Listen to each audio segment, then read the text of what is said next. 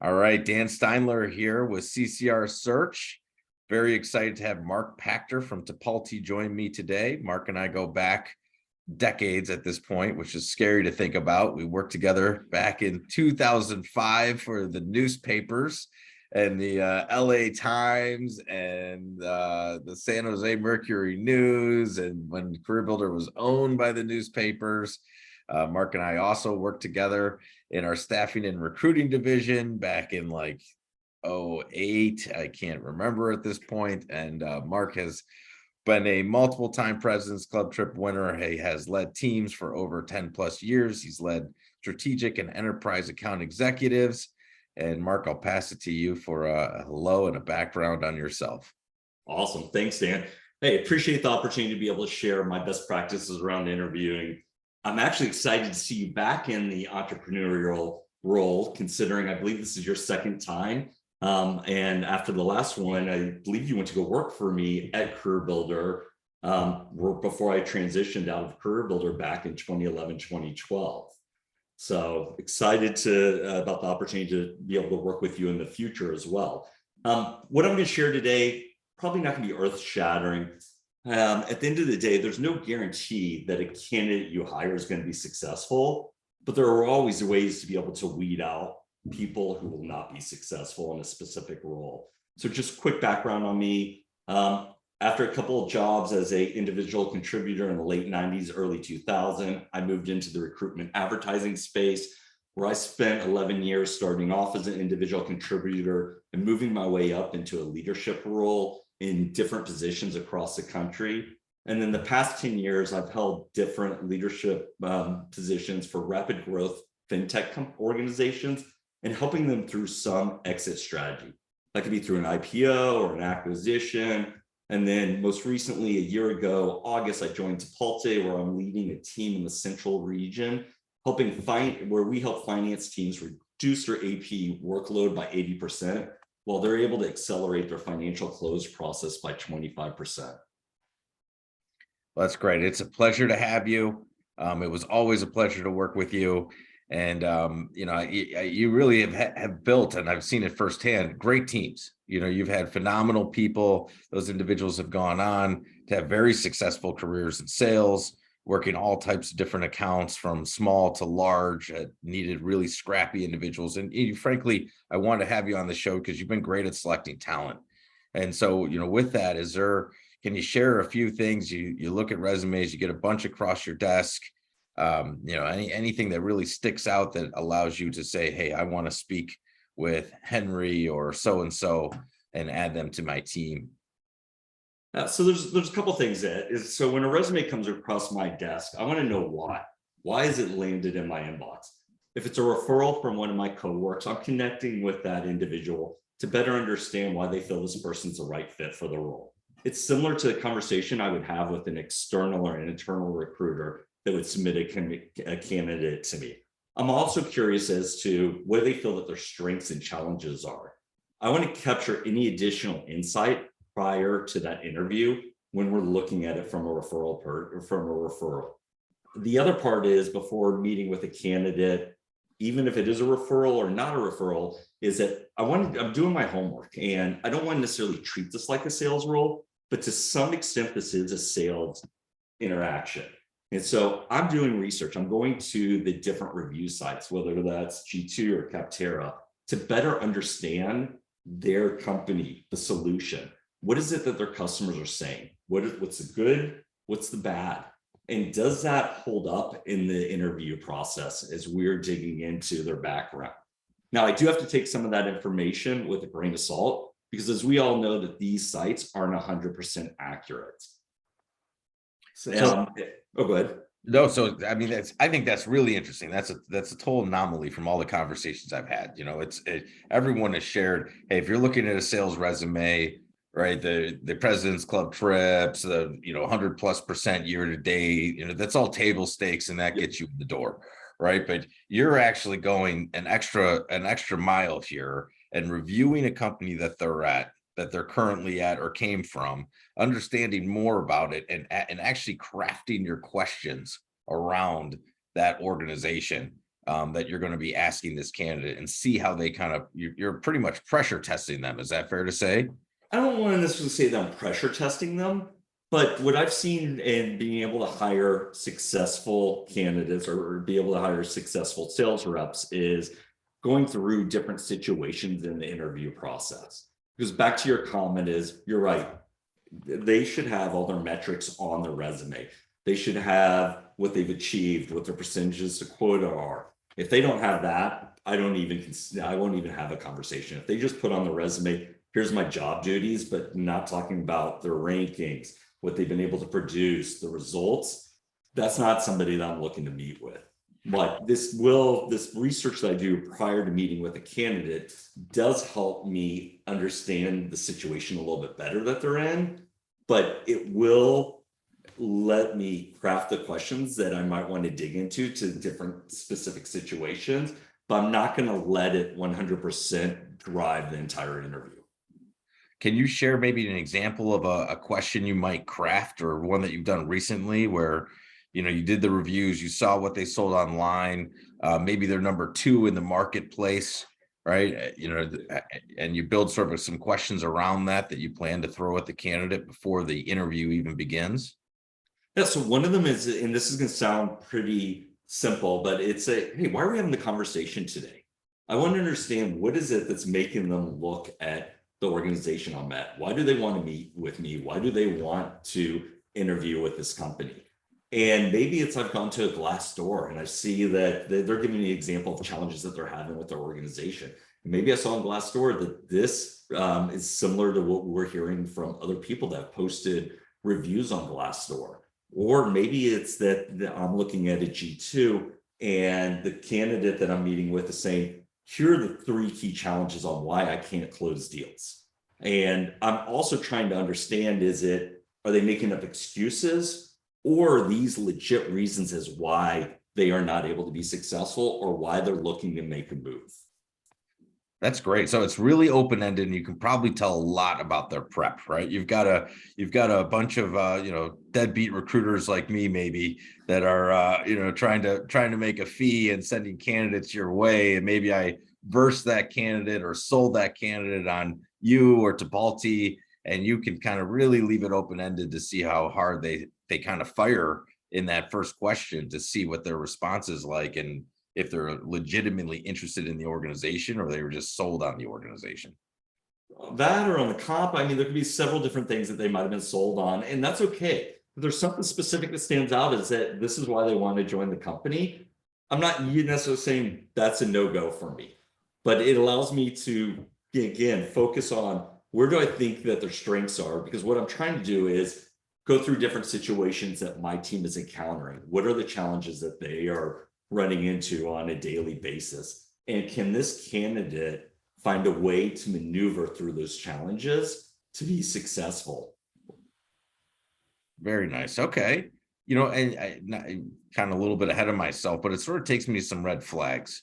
How are you spotting red flags in these conversations and sort of weeding out the bad candidates so you make sure that you hire the best for your team?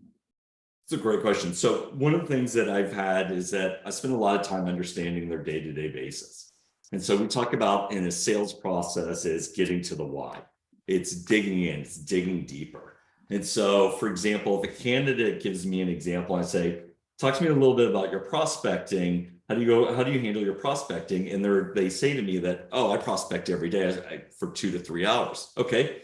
So what does that look like? Well, I'm calling people, I'm emailing them. All right. So how do you identify who you're calling? How are you emailing them?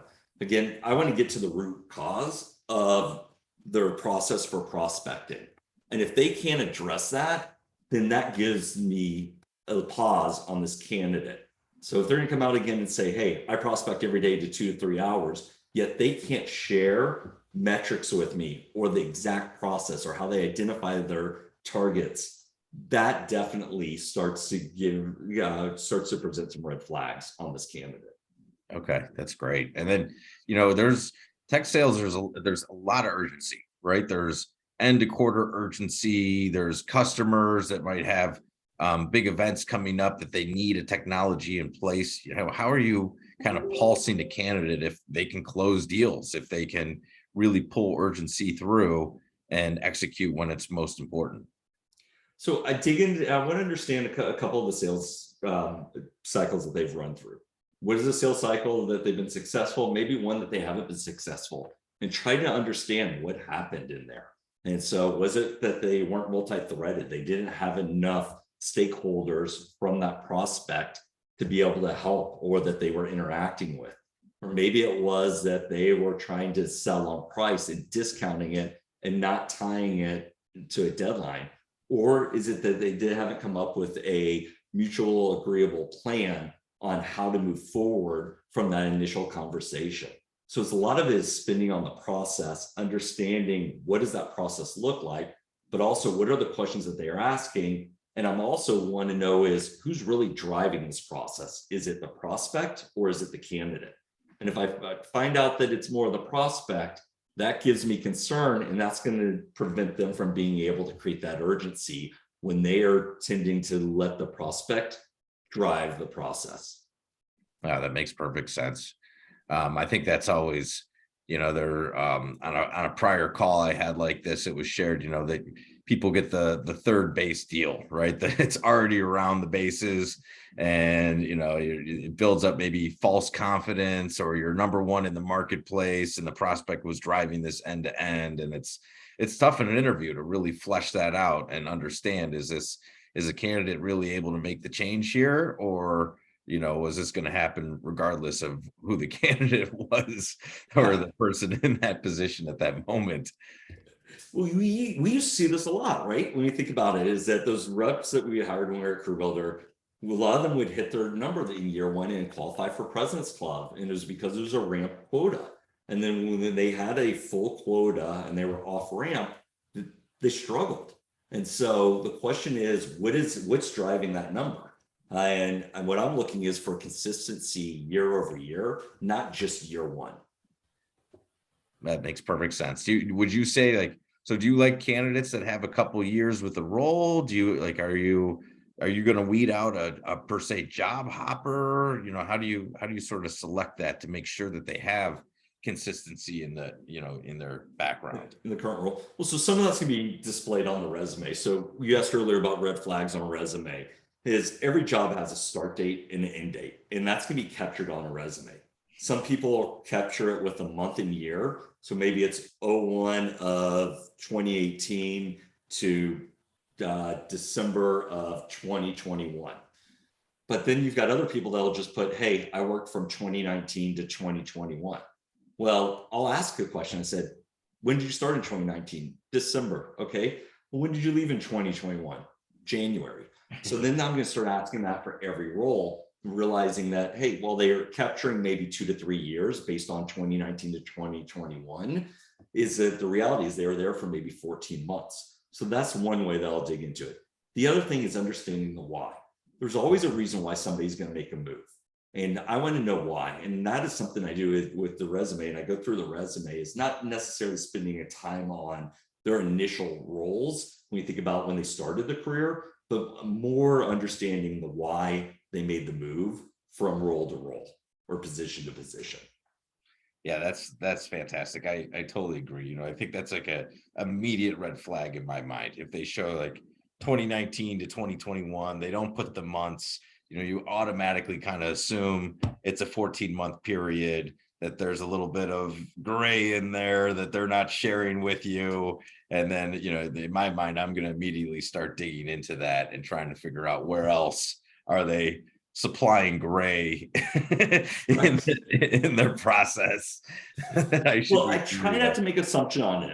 It will dictate my questions, but how they respond to those questions, then does that validate previous assumptions I had maybe with other candidates? And the reason why I'm asking about the dates. Well, that's very fair of you. Okay, very fair. Let me ask you about the interview itself. So how long are your interviews? Kind of what's your style in the interview, and how do you make sure that time you use is really maximized to get what you want out of the interview? Well, so first, I believe that the interview should be a two-way process. Those candidates should be interviewing the hiring managers and the organizations as much as we are digging into the candidate's past. So ideal situation is that interview is 45 minutes. And I spend the first 20 to 25 minutes asking the questions that I want. Even if I don't get to all the questions that I might have outlined for the conversation, I am purposely trying to stop at 20 to 25 minutes into that interview on a 45-minute interview. I want that candidate to be able to ask all the questions that they need so that they are comfortable with making the decision. And if we find out that there's additional questions on both sides, then we'll schedule additional time on there. I'm not looking to rush this process. We want to be able to move quickly through it, but we also don't want to rush it. And so what I'm spending in those 20, 25 minutes is, I shared, one is understanding the why they've made moves, but it's more of a conversation, and it's a conversation around specific situations. And so I talked about earlier, just challenges that my team might encounter. Maybe it's around prospecting. I'm going through situations that I've seen that my team has had to encounter and proposing those to those individuals. And I'm curious as to how they respond. And I'm not necessarily looking for the exact, there's not an answer I'm looking for, but I'm just looking for is, what are they going to do when I propose that situation? Are they just going to sit and start giving ways that they, how they've been able to address it in the past? Or are they going to start digging deeper, understanding, hey, why is that situation happening? Is that a red flag for them? And what is causing it? And so it gives me some insight into maybe how they would handle a sales call when I propose these situations. Very nice. Okay. And you're doing about 45 minutes, and then what's your process from there? So once you feel good about a candidate, and then you're looking for them to, the call ends, are you looking for any sort of type of follow-up from them or next steps? Like what's a good way a candidate can really seal the deal with you? So I think it's similar to a sales call. Establish that next step, right? What is that next step? Have they established it? Have they confirmed that there aren't any concerns, any issues based on the conversation from there? And then knowing what that next step is. Ideally, that candidate does send a thank you letter. And that can be done via email. I'm not looking for a handwritten letter, but I'm also expecting that candidate to put time and thought into that thank you letter. It's not, so I've had people that have sent just one line, and while I appreciate the effort, it's not, that actually concerns me, because what are you going to do when you have a prospect? Hey, thank you for the call today. Look forward to our next conversation. I'm expecting that individual to be able to recap the conversation and share why they feel that they are the right fit from there. The other part then is that I'm looking at my team, and I rely a lot on my team. When I say my team, it's a team of the individual contributors, because while the person might be phenomenal on paper and in the conversation, I'm very concerned about, and I don't want to use the word concern, but I want to make sure that it is the right culture fit. So that person might be able to come in and crush it, but do they ruin the team while they are able to be successful? And so what I will do is once we've gotten through the interview process, the last step is having them meet with individuals on my team. There's a reason why I've hired those individuals, and I trust those individuals. And so I'm looking for them to be able to weed out whether these people would be a good fit for the team or not, just from a culture perspective. Okay, that's great. That's a phenomenal way to build cohesive teams, and it's absolutely needed. I use the reference of, you can't have 5 LeBrons. It reminds me of when LeBron went to Miami, right? And he's, year one, they couldn't really figure it out. I mean, they did towards the end of the season, but they had 3 LeBrons. They had Dwayne Wade, they had LeBron, and it's it was really hard for, like, who gets the ball, who takes the lead, who's the alpha here. And to have a cohesive team, you really need that everybody has a role and can be effective. Otherwise, you have a massive clash, and you've obviously been really good at building those teams. Something interesting that I think you mentioned was, the follow-up email, right? And so let me dig into that email quickly. You don't want one line, but what would your expectation be? Two paragraphs, and specifically digging in on, this is why it'd be a great fit for your team. It's not necessarily, I'm not looking at a specific length or size of an email, but it's more about hey, did they hear what was uncovered in the conversation that we had? Did they understand some of the challenges that we have? Do they understand the type of individual that we're looking for?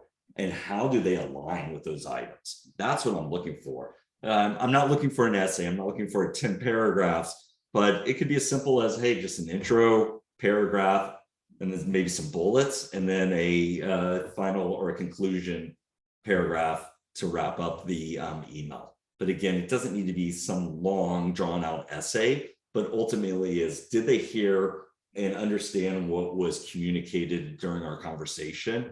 And were they able to articulate that and recap that and address how, or reiterate how they address some of the challenges or some of the goals that we've established? Very nice. Okay. And not to get into like too many details, but I think it's interesting. Like what's the timing? I should have a follow-up email within a day, within, 2 days is too long. When would you expect one where you're like, come on, man, this is table stakes. Where is my follow-up email?